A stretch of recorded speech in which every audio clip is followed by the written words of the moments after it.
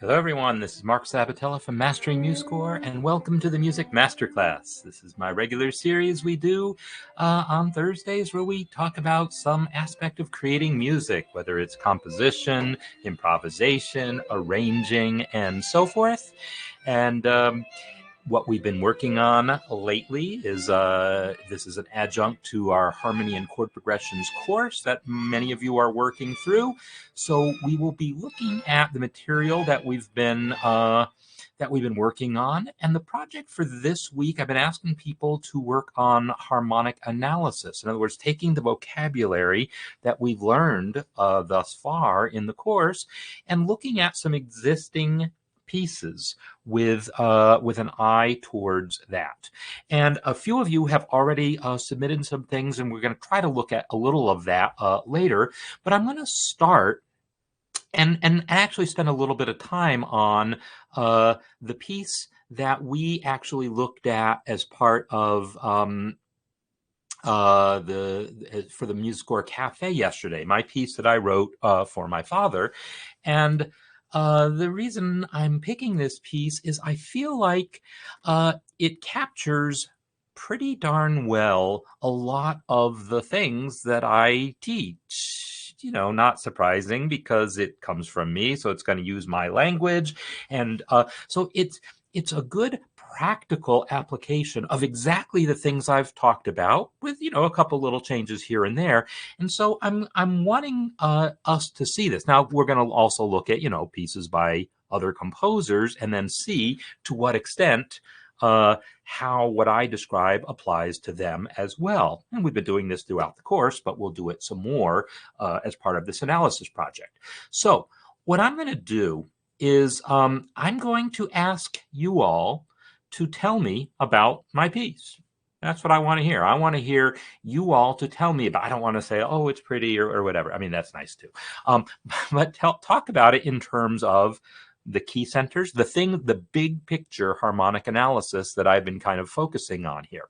So I want to hear about the key areas. I want to hear about the non-diatonic chords.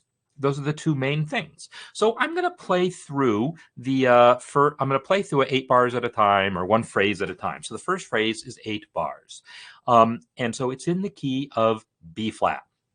And actually, I guess I will let me bring up a version of this. Which one?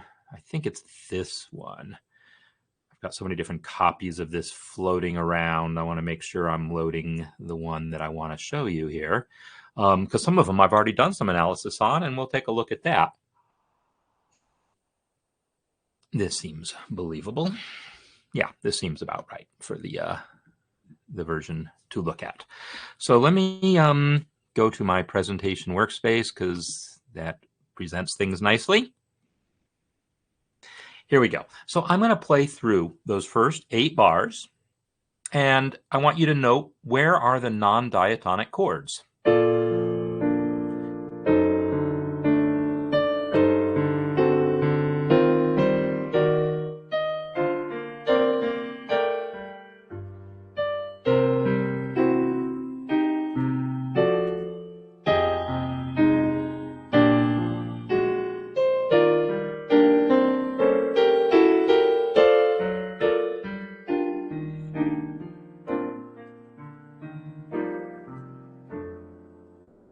All right, so that is the main melody of the piece. So there's a few things that I'm going to observe, and I'm asking you. I want people to actually come in the chat. I'm going to make sure I monitor it over here as well. Okay, so I'm getting, obviously, there's stuff showing up in the chat that is not being reflected in what I'm seeing here. So let me just flip over to this window here. Latest messages. Well, that's curious that I wasn't getting those automatically. I see them on my other screen. So great. Lots of stuff here. All right, good. So I am seeing that there's a D7 in the second bar and an F sharp diminished in the second bar. All right, so there's the question. Which is it? And so those, of course, are very related, right? So if you just look at the right hand here, you see this is F sharp diminished. But if you look at the left hand, it adds a D to it. So we could totally say, yes, this is a D7 with a flat 9 at the beginning of the beat. And it does have this G non-chord tone kind of pedal. I'm kind of going for this sound, right? And this is that pedal point diminished chord sound that I talk about in one of the previous lessons, the idea of having 7 to 1, but with 1 as the pedal throughout. I think I also showed that. Well, I showed a different variation of that last week. So, or 2 weeks ago, I forget. But definitely in the course, I talk about pedal point in kind of the same breath that I talk about diminished chords. And so this is an example of it, although, whoops, I resolve it deceptively, right? I go to an E flat chord. So instead of that 7 actually going to 1, I let it go to flat 6. It's a deceptive resolution. So before I go any further, and Lonnie is mentioning that the third beat, and it's actually the fourth beat, because the third beat of bar 2 is totally diatonic, but the fourth beat is absolutely, you all know what that sound is, right? This is our minor 4 chord. How could I go 2 whole bars in a composition without putting in a minor 4 chord, right? So this is already got some stuff. Now, in the first bar, we clearly have a D7 also in the middle of the first bar. So Graham just said that right as I was saying it as well. So you get credit because I know you typed that before I said it, because I know how the delay on this thing works. So those are some non-diatonic chords, and they totally work as expected, right? We have a 7 here. I mean, not a 7, a 5 of the G minor to come. You know, basically there's a G minor coming, even though it never really arrives. I resolve it deceptively. So this is all kind of basically 5 of 6 that never quite arrives on 6. Instead, it resolves. You know, I called that E flat chord. So let's take a step back here. I call that E flat chord here flat 6 because I'm thinking about key of G minor. Starting in the second half of the first bar, I'm really in G minor. So you could look at this as all being key of G minor. So Lonnie's asking, how can I say D major is non-diatonic? Well, by definition, secondary dominants are non-diatonic. There's an F sharp. The key, the overall key here is B flat.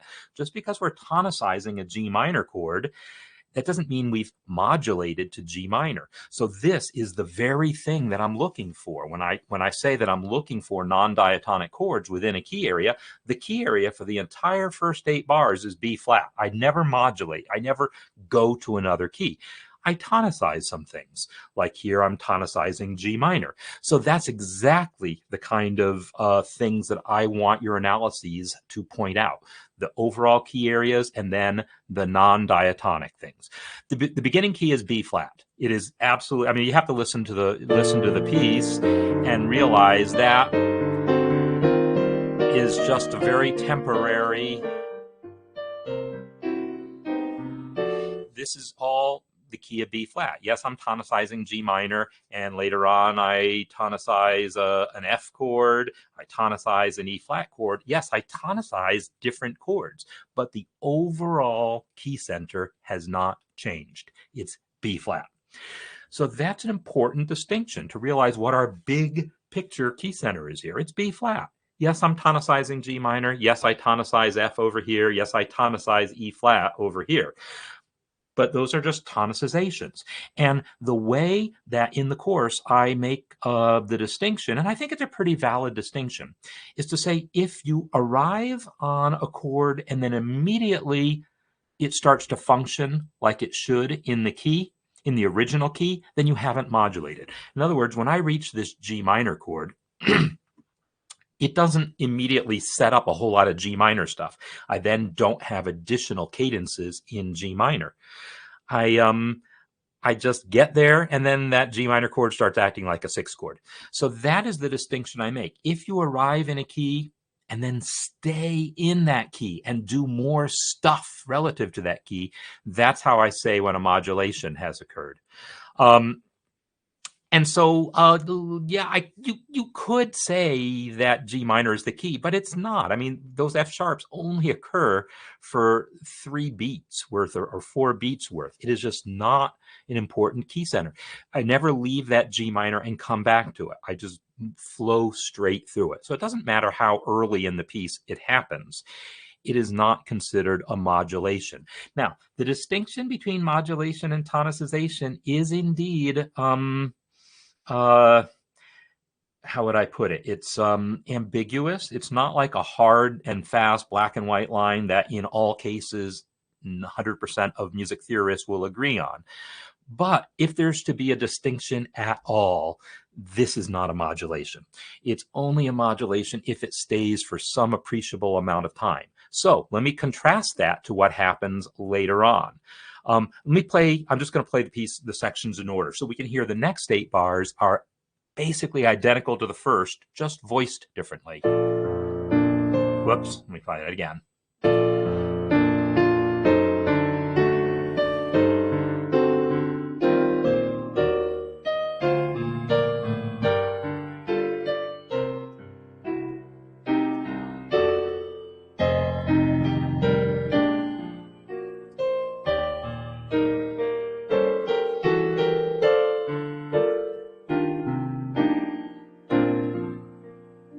Right, so that's exactly the same melody with exactly the same harmonization, just the voicings are a bit different. I just arranged it a little bit differently, this is a me-ism. I don't like repeats. I really don't. I don't like saying the same thing twice. I like saying the same thing twice with different words.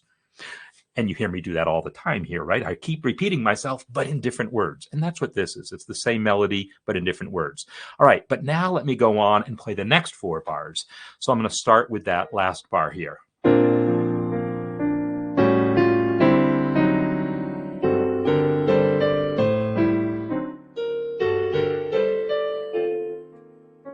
So just in those 2 bars, actually, let me keep going.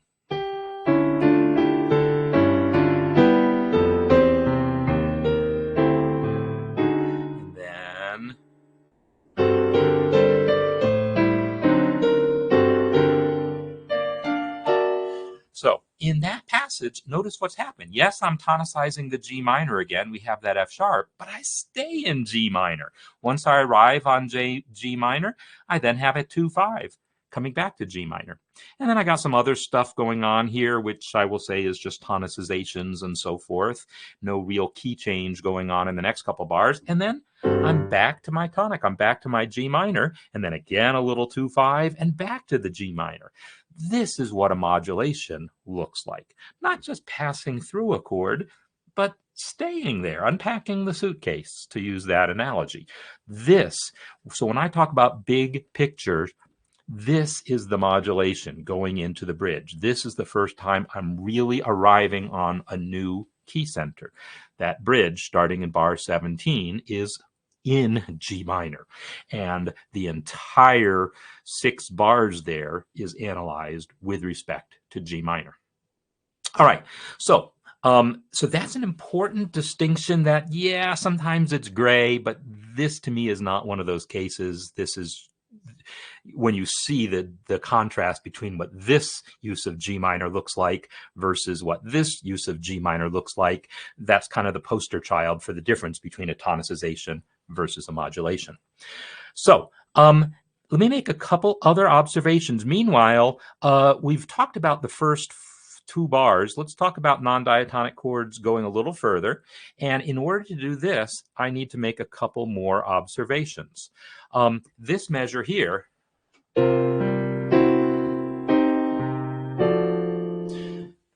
so if we look at accidentals here, we see several. We see the E natural, we see the F sharp, and we see the G flat here, right?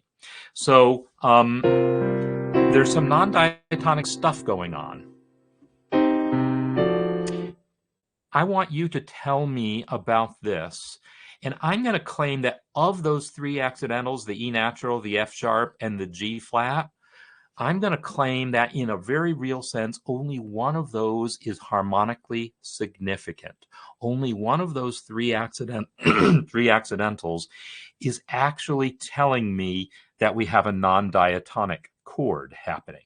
The others are color tones. And I want you all to tell me which is the actual.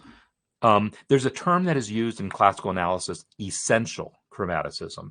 That's a non-diatonic note that absolutely needs to be there to complete that chord. And then there's non-essential chromaticism, which are passing tones and color tones added to chords. So one of these is what I will call essential chromaticism. The other two are color tones. And I want you all to tell me which. Meanwhile, while I wait for the chat to catch up to that, I want to make another observation that relates to this. And my observation is the following. Every single chord in this piece, has color in it. There is almost no plain triad. I mean, right off the bat, this chord has a major seventh in it, right? This chord, if I call that D7, has a flat 9. So this chord, right, if we call it D7, has the E flat in it. If we call this E flat, has an F in it and a C in it. This chord has the D in it, the major seventh. This chord, B flat chord, has a C in it. All right, so so each one of my chords here has a color tone, a sixth or a ninth. And in one of the earlier lessons, I did talk about like jazz voicings and talk about adding sixths and ninths and things. And so I am using that technique here. Now, does that make this piece jazz? Well, no, not to me. I'm not improvising. There's no syncopation to speak of. It doesn't swing. It just uses some voicings that date to Debussy, right? It dates to like late 19th century, early 20th century. I'm just making very consistent use of this, such that almost every single chord has a sixth or a ninth in it. So it's interesting that I asked people to talk about this, which note was the harmonically important note here, and no one is giving me the answer that I want. So I'm going to give you my answer, and then we'll talk about it. So first, let me talk about that word essential.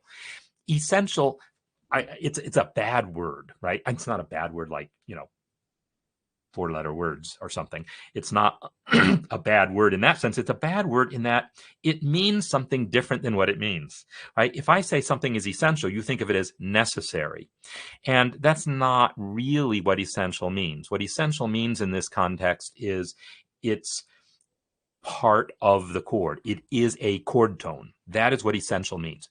It is a chord tone. So let's talk about, well, what the chords are here. I'm going to claim there's 2 chords in this measure. No, I'm going to claim there's 3 chords in this measure. Let me play that measure again. I'm going to claim there's 3 chords in this measure. And I want you to tell me what they are. 3 chords.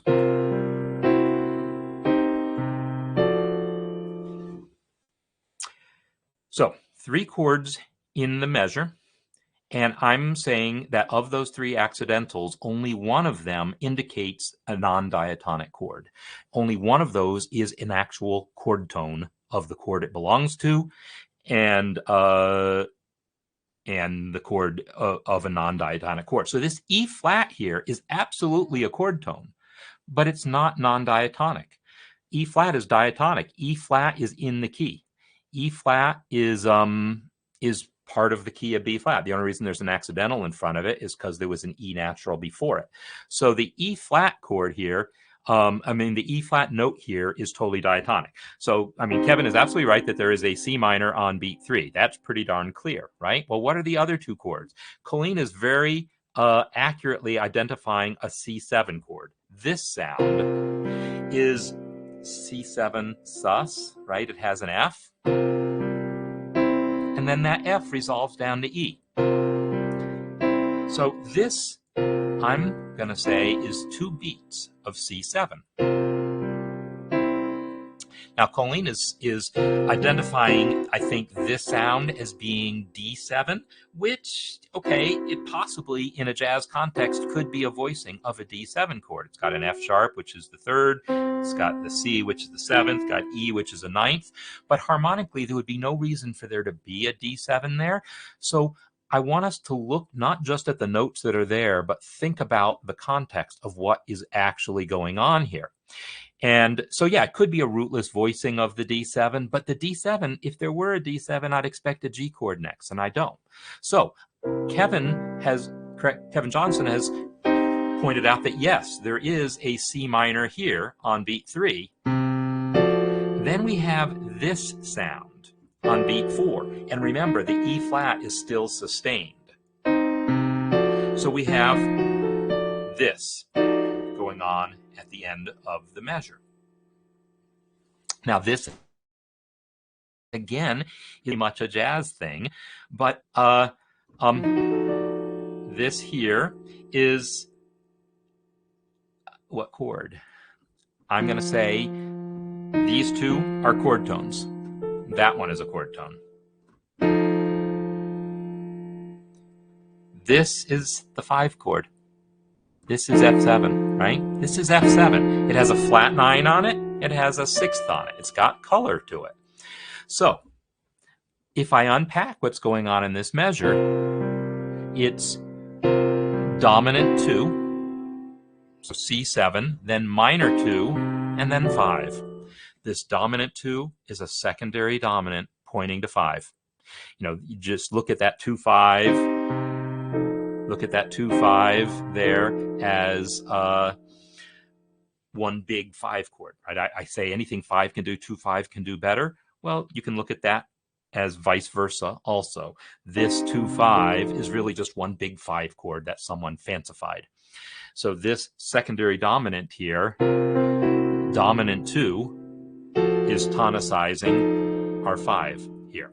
So this type of thing, I want you to really think about what's going on here. Harmonically, this is extremely simple. It's dominant 2 for 2 beats, dominant 5 for 2 beats. I mean, that's a secondary dominant 5 of 5 going to 5. It is 2 beats. It is 2 beats of dominant 2 and then 2 beats of 5, which we expect to go to 1, but I resolve deceptively. So this, harmonically speaking, is just that. It is just 2 beats of 2, dominant 2, 2 beats of 5, and that dominant 2 is a secondary dominant. So that E natural is the answer I was fishing for. That is the only note of those accidentals that is actually essential chromaticism in that sense. This is the one that makes C7 C7. The F sharp is a color tone. It's pretty, but it's just a color tone. It is not a chord tone. The chord is C7. The F sharp is just a sharp 11. Similarly, when we get to the 5 chord here, these are our color tones. The G flat is just a color tone. It's a flat 9.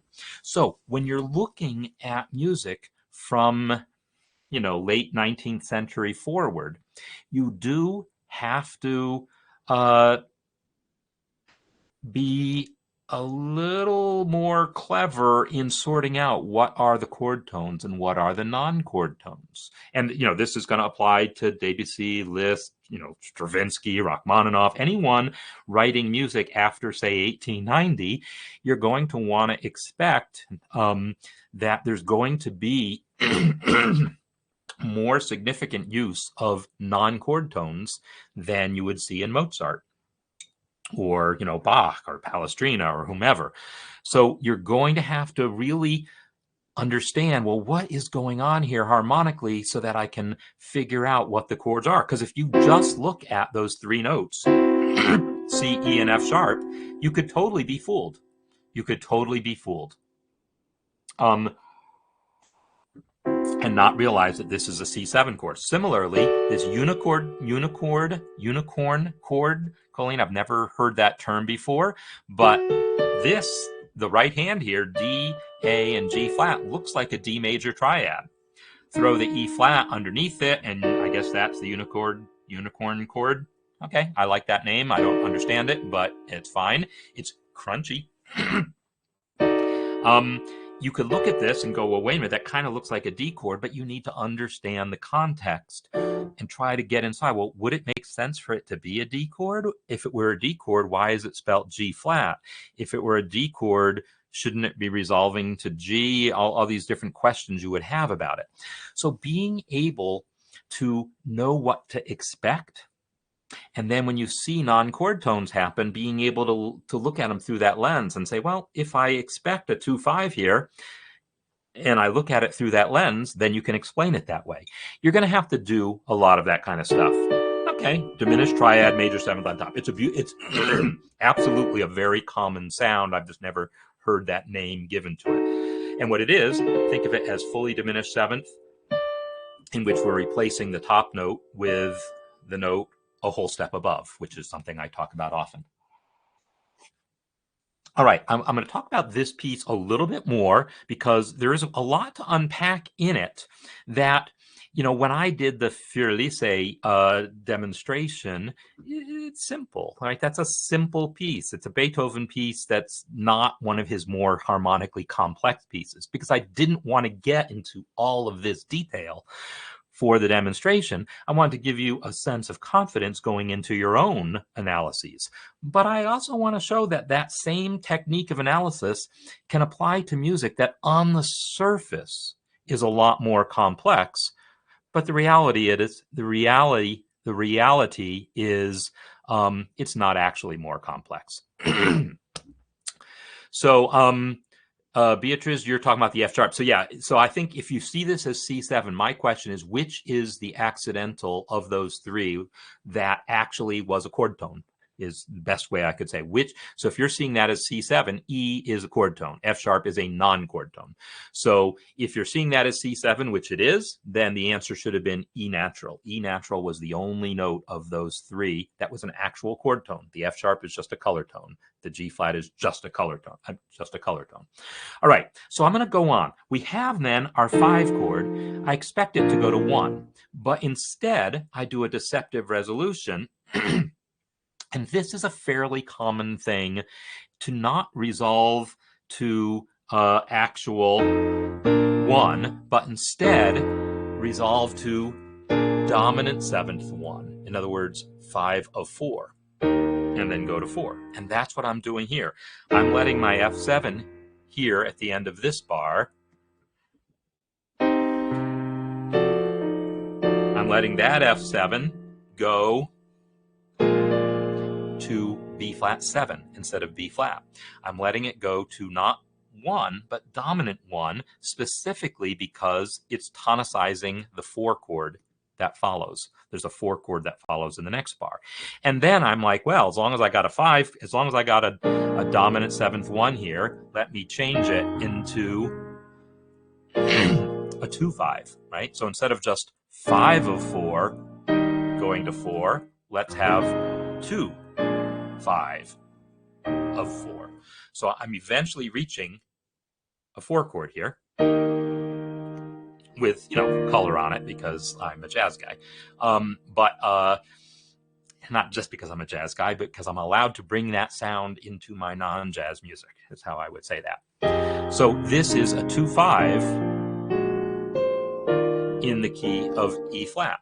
So yes, this F7 eventually does get to a B flat, but it's expanded. That B flat is expanded into a 2-5.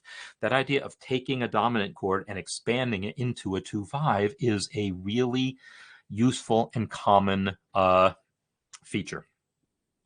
Here again, there's a non-diatonic note, G flat, that is just a color tone. So here, that A flat is a good clue, and I see it both in the left hand and the right, that there's a non-diatonic chord. This is F minor 7, right? This is part of the 2-5 that's tonicizing the E flat.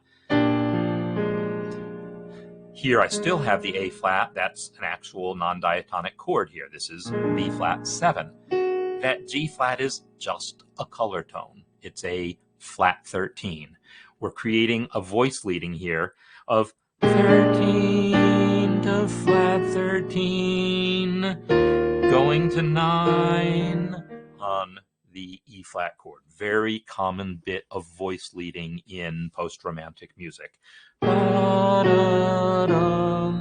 Super common. In jazz, obviously, but also any post-romantic music, you see that line a lot. So there is one other important non-diatonic chord in that melody there, and that is this guy. This is an E diminished chord, right? It is, or depending on what you think of as the root. I'm going to answer your question in a moment, Graham, because it's a very good question. So this is some sort of diminished chord, whether we call it C sharp diminished or B flat diminished, E diminished or G diminished.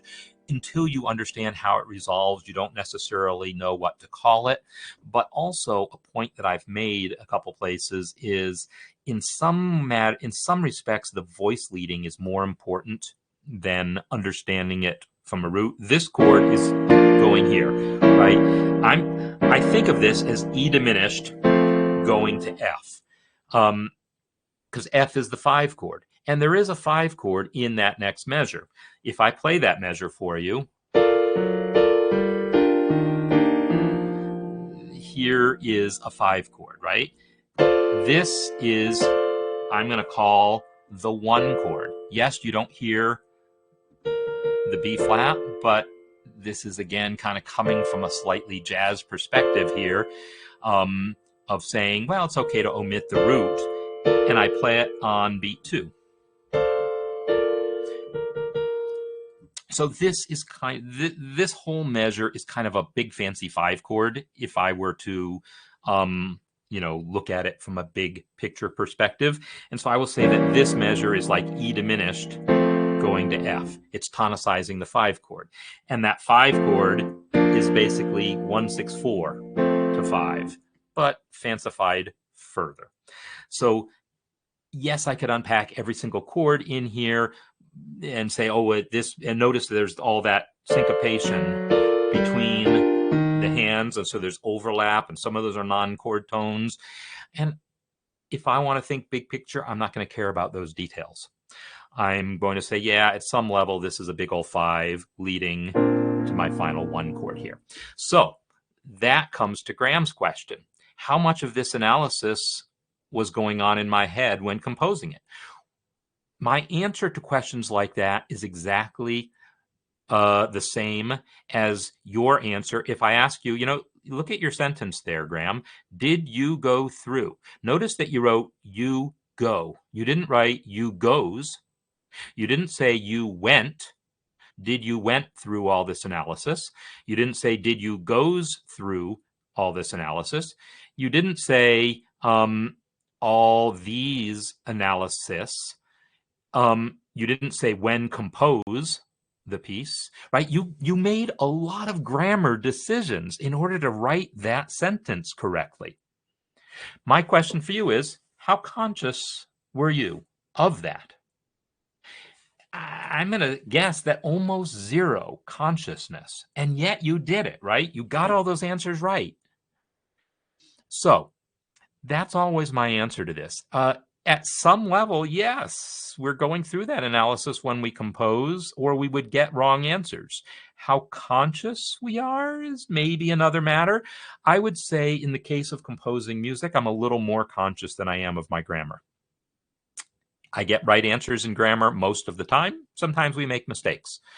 So that's just the way it is, that, we speak off the cuff, and we try to make the correct grammatical decisions, making our subjects agree with our verbs. If you're speaking any language other than English, you have all that gender stuff to deal with. Oh, I got to get my right there, dear, das. Is it das Buch or die Buch? I think it's das Buch, right? That kind of thing.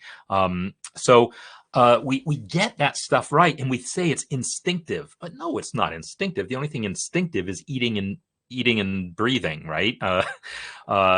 Everything else is learned behavior. And at some level, you're doing this, some level, you do this second nature, but it's not first nature, it's second nature. Well, harmony has become second nature to me now.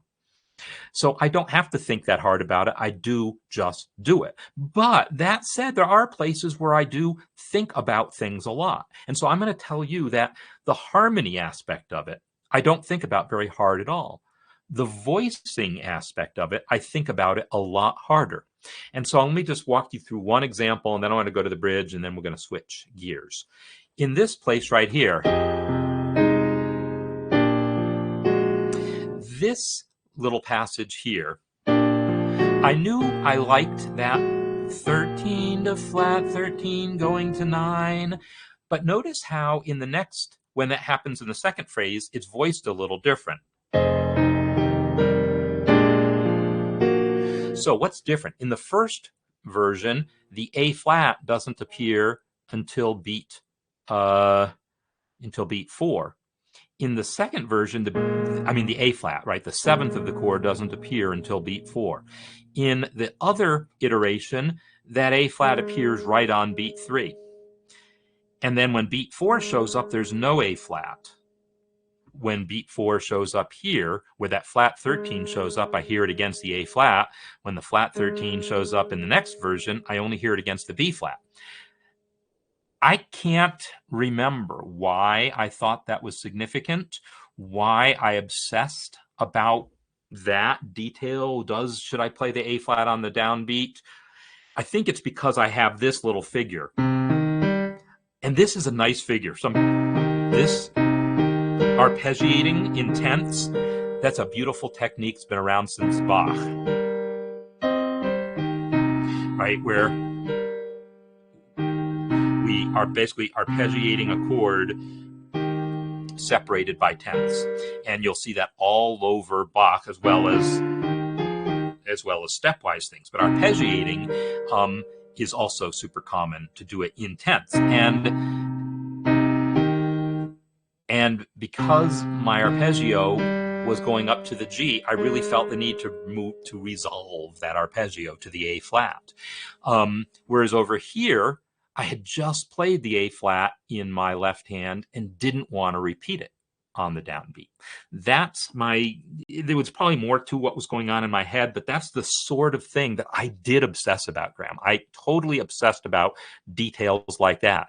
This voicing here that I said was an E diminished chord, yeah, but it's one of those combination diminished chords, right? Right? We're hearing this sound. We're hearing an E diminished chord and an F sharp diminished chord at the same time. And I thought about which notes of that diminished chord do I want to appear on the beat and which notes do I want to appear later. And notice I left the E out of the equation until beat 4 in both places. And so, yeah, I spent actually a fair amount of time thinking about that, how I wanted to voice which note I would omit from this chord and bring in later. So there are some things I spend a lot of conscious thought on and a lot of things I don't. So, yeah.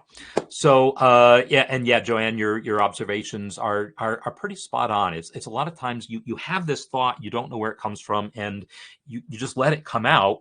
And then if you look at it and decide it needs adjusting, you adjust it. But often that thought, if you can accurately get your thought out into the notes, your thought was probably good already.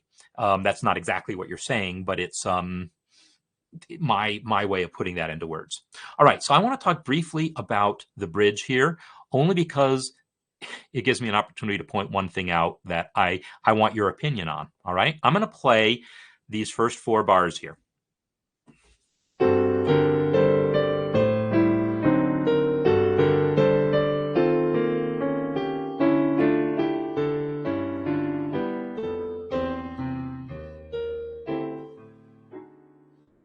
And then it goes back to G minor. All right.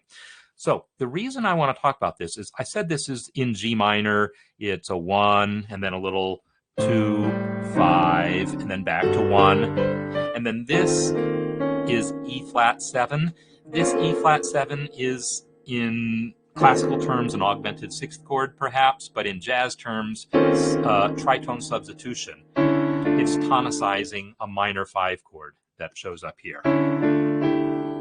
So it's basically, you could have thought of this as an A7, and E flat 7 is substituting for it. Listen to it that way.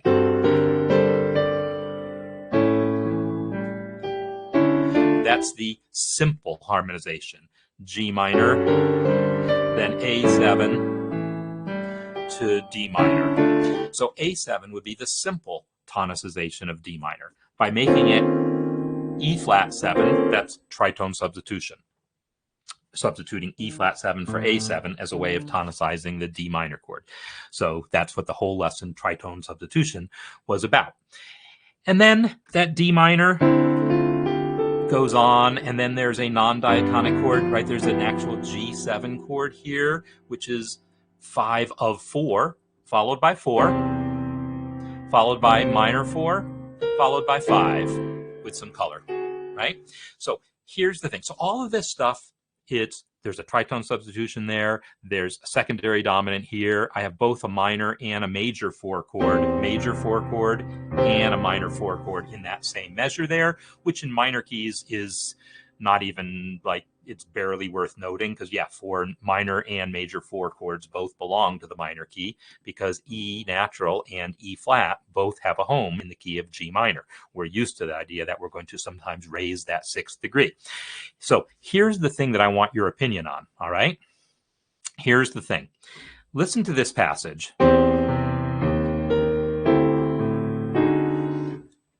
When I examine this piece and look at it in hindsight, there's an example of virtually every single technique that I talk about in this course, with one exception. And it's the exception that you sort of know is coming if you really paid much attention through the course, because it's the chord that I say is really hard to find a use for and it's the Neapolitan. I don't have a Neapolitan in this piece. I got pretty much everything else: diatonic chords, inversions, secondary dominants, borrowed chords, borrowed chords for sure, that minor 4 chord at the beginning, and diminished approach chords, tritone substitutions. I got all this stuff going on, but there's no Neapolitan. I went looking to find Neapolitan opportunity in this piece, and this is it. So this little passage, so think about what the Neapolitan is. I will ask you in the chat, remember, so we're in the key of G minor here. What would the Neapolitan look like in G minor? What would the Neapolitan chord look like in the key of G minor? I'll give you a couple seconds to say that, and then I'm going to say that this passage, at this moment in the piece, I have this minor 4 chord. Well, minor 4 chords in minor keys are only one note away from being a Neapolitan. So I'm going to ask you, what is the note that I would need to change to make this the Neapolitan chord? It won't be in the normal inversion, because normal Neapolitan chords would have scale degree 4 in the bass, and this one has scale degree flat 6 in the bass. So it's a different inversion of the Neapolitan than the traditional one, but that's not a deal breaker. So the question is, what note do I need to change here on beat 2 if I want a Neapolitan? That is the question I want for the chat. So Jimmy's saying E flat, G, and C, and that is actually what I have, E flat, G, and C. That is not quite the Neapolitan. The Neapolitan is going to have a non-chord tone in it. What is that non-chord tone that defines the Neapolitan?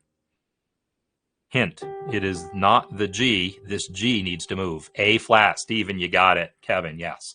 So if I change that to this, I would have a Neapolitan, right? Okay, now everyone's gotten the answer. Yeah, all right, good. So I'm going to play it both ways. I'm going to play it the way it is, and then I'm going to play it with an A flat. I'm going to move the G to A flat on beat 2. And I want you to tell me, do you like it better? I'm too close to the piece to make that determination. I'm too close to it. And I'm used to it one way, and that totally colors my perception. I don't know that I'm going to change it either way, but I want you to hear it. So here it is as is. Whoops. Nope, I'm going to play it as written.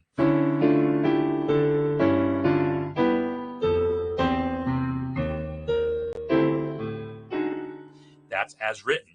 Here is with the Neapolitan.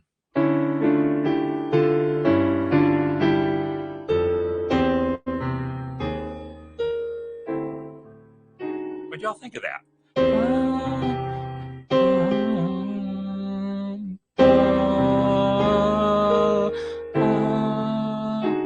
Now without me singing.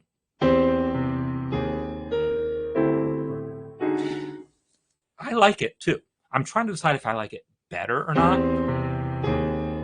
One thing is when I hear only these two notes, so this is the detail that I obsess about. I hear only these two notes. I don't like it as much as when I hear the C. And so I think I like it better if I repeat the C also. So in other words, instead of playing a half note C, actually play 2 quarter notes. So I hear the full Neapolitan. I think if I don't repeat the C, then I have to depend on the C still ringing. And if I repeat the C, I hear a full Neapolitan. So maybe that's what I would do. I haven't decided, but people are liking it. Lonnie, maybe not for that particular piece. And so, yeah, I'm probably not going to change it. You know, people do that. People absolutely do change their mind about pieces and do revisions of it after the fact. They absolutely do that, and that would totally be possible here. Yeah, I don't know. Maybe because of the meaning this piece has and the context of it, I'm less likely to want to change it from how it existed when I wrote it. I am going to just play the rest of it through, and then we're going to take a quick look at some of the other analyses that people did, and I'm going to comment on them further. But I wanted to really get inside this piece a little bit so that you could see how, even if you're looking at a relatively complex piece of music, a late 19th or 20th century piece of music that has these complexities, there's often a simpler underlying structure. I mean, maybe not if you're looking at Stravinsky, that underlying structure might be harder to find. But in Debussy and Ravel and all these other people you might be looking at and then going, oh, this is getting complex with the non-chord tones and the diatonic and the non-diatonic stuff. The color tones and all that, there's probably still an underlying simplicity. So I'm going to start from that bridge. I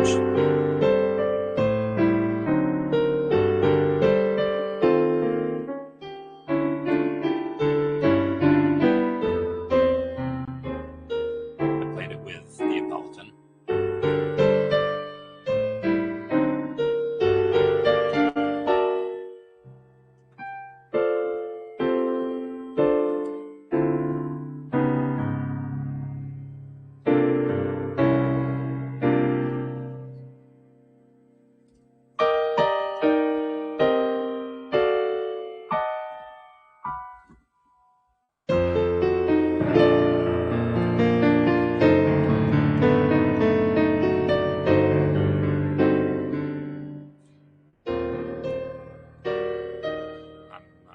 Lost.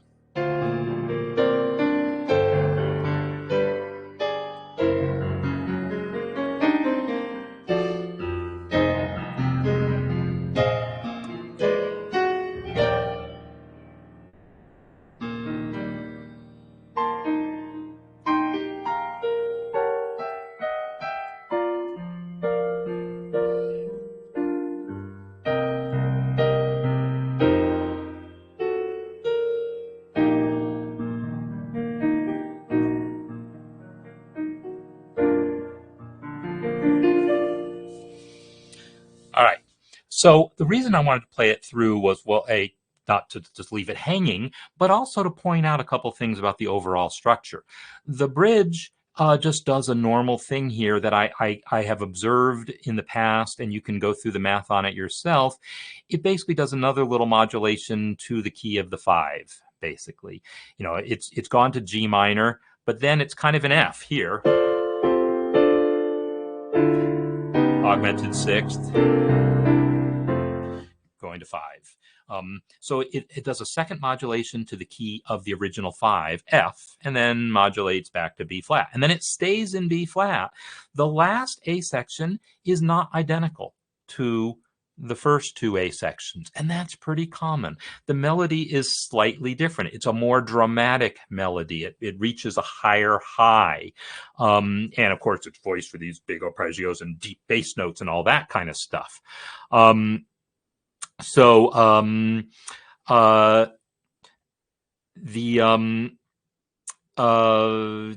it's got a certain, so I deliberately made these changes in that final A section, and yet the basic structure of it is the same as it was in the previous one. It's a little longer though. If you count the bars, it's not an 8-bar final section. It's extended a little bit. So to answer some questions here, so thanks, Kevin, on the comment about my dad. And yeah, he was quite a guy, and so was yours, right? So there we go. So my father, his favorite, I mean, I asked him, so we could be playing music for him, while he was in his final days in hospice, what he wanted to listen to, and Beethoven's Ninth. That was his jam, right? But the thing is, because both my brothers and I are all professional musicians, and we've gone in different directions with our careers, and he embraces it all. So he's loved a lot of the music that I've done, and he tells me, oh, I particularly like that piece of yours, right? Or that thing that you did there. And he loves what my brother Matt does, the folk music. My other brother Michael does kind of more of a rock kind of a thing. Yeah, he definitely loves a lot of different kinds of music. And but if you wanted to pin him down on his favorite, it's going to be late Beethoven, early Romantic era music. That, like, if we think about what we listened to growing up, it was that and Barry Manilow. Mostly more from my mom, but yeah, I think he liked that pop music as well. So in any case, we get a couple more right in the key of B flat, flat 6 to 5 happening here. This is a French augmented 6th happening there. We get to see more use of the things that I'm talking about. Here's another 4 to minor 4 to 1 at the end, all over a B flat pedal point, or the 5 pedal point. Right, so I've got some pedal point going on here, all the things we've talked about. So I'm now going to just take a quick flip over to a couple of the analyses that you all have done, because I'm going to go into these in more depth when I look at them. But I want to just talk about the brief, like, kind of big view. So Rod has done a version of All the Things You Are here, and this is exactly the kind of thing that I am looking for. Yeah, for some reason, this chat pop-up window is just not even close to the right chat. Let me try to pop this up again. All right, we'll see if it stays up to date or not. But I need to pin it again too. Give me a sec.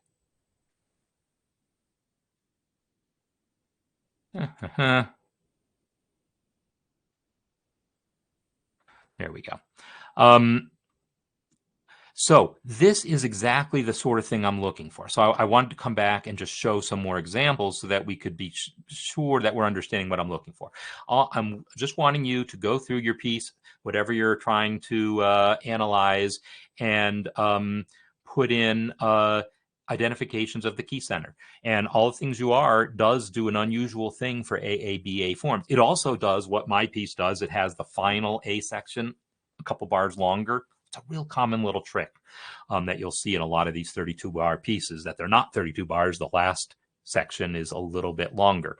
But this one is also unusual in that the first two A sections are in 2 different keys. So if you don't know the song, it goes like this. I'm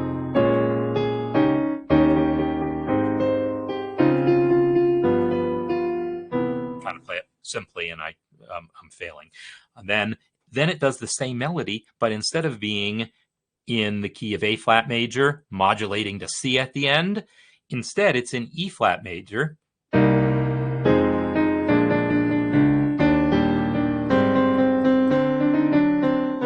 modulating to G at the end. So this piece really visits 4 different keys. I say modulating to C at the end. Does it modulate in the sense that I talked about earlier, getting there and then staying there, unpacking the suitcase? Well, no, it doesn't. But on the other hand, this C is kind of out in the middle of nowhere. You know, in my piece, when I said I visited G minor at the beginning, but then just immediately moved on, I moved on, but that G minor was diatonic. It had a function in the original key. C major has no function at all in A flat. C major makes no earthly sense in the key of A flat major. So it really feels like we've really visited another key. We just didn't visit very long. So when I talk about gray areas, now we're talking about a gray area. Do I call this a modulation or not? I don't know the answer. It's gray, but I will at least want to identify that this G7 to C is highly interesting and deserving of note. It deserves some sort of notation that this is a tonicization of a non-diatonic chord, which is not common. Usually when we tonicize chords, they are diatonic. So in any case, then, but this sort of thing is what I'm looking for. And most of this is diatonic. That's diatonic. Up to that point, it's diatonic. This is the first chord that's not. And so I would want these chords, I just circled or somehow notated underneath that these chords, this is tonicizing a non-diatonic chord, and the tonicization itself then requires a non-diatonic chord. And then, interestingly, Rod is calling this next phrase C major, but it's not, it's G. This is 2, 5 to 1. So this is all G major. Then he's right that this is maybe another modulation going to E. And this piece is unusual because it keeps visiting these keys that are unrelated, but really briefly. So this piece is unusual in that way. But within each section, it's doing pretty usual things. I mean, circle of fifths. This is 6 to 2, 5, 1 to 4. That's circle of fifths. It's totally diatonic circle of fifths within each key. The unusual thing about this key is the fact that it modulates so much. It doesn't spend a lot of time in A flat. It goes to C briefly, goes to E flat for a period, goes to G, and then it does stay in G for 4 more bars, and then it kind of visits E briefly, then finally comes back to A flat. Now, in the key of A flat, 6, 2, 5, 1, 4, and then minor 4, right? My guy. 3, sharp 2 diminished to 2. That sharp 2 diminished chord, by the way, is one of the controversial ones, depending on which arrangement you look at. Sometimes you'll see B diminished. Sometimes you'll see F7. Either of them are fine ways to approach the 2 chord. And then 5, 1. So that actually gives me an opportunity to sort of segue into what we will be talking about after the break next week. Because, oh, by the way, I'm about to wrap up. But remember, next week, Thanksgiving week, next Thursday is Thanksgiving. I will be off for the week for the live things. But I'll post a special note about what else we'll be doing. So, but yeah, I will be talking about this idea of alternate ways of getting to a chord and putting names to them and so forth. That's what we'll be talking about after the break. So in any case, I wanted to point that out as, yes, the way he's identified the key center is good. The added little notes is good. But I would also want you to then just identify those chords like that minor 4 chord and underneath it, right, minor 4, so that we know that you understand why those chords are there. All right, let me return now to my theme music. And here we go. So thanks everyone for the conversation and the discussion. And hopefully this is making some amount of sense, getting to see all of these disparate things in context, both with a relatively simple piece when I showed it with Fior Lise, and also a fairly simple piece when I showed it in the newsletter with Wonderful, right? Definitely watch that video if you didn't already. The one that I posted in the newsletter, the one for the in theory segment there, my big picture analysis of Wonderful. Those are both simple pieces. The one I looked at here, my piece, is simple underlying, but with layers of complexity on top of it, but I want you to see the simplicity underneath, and that's what I'm after here. So looking forward to seeing more of your analyses and continuing on with the course. So thanks everyone again, and see you next time.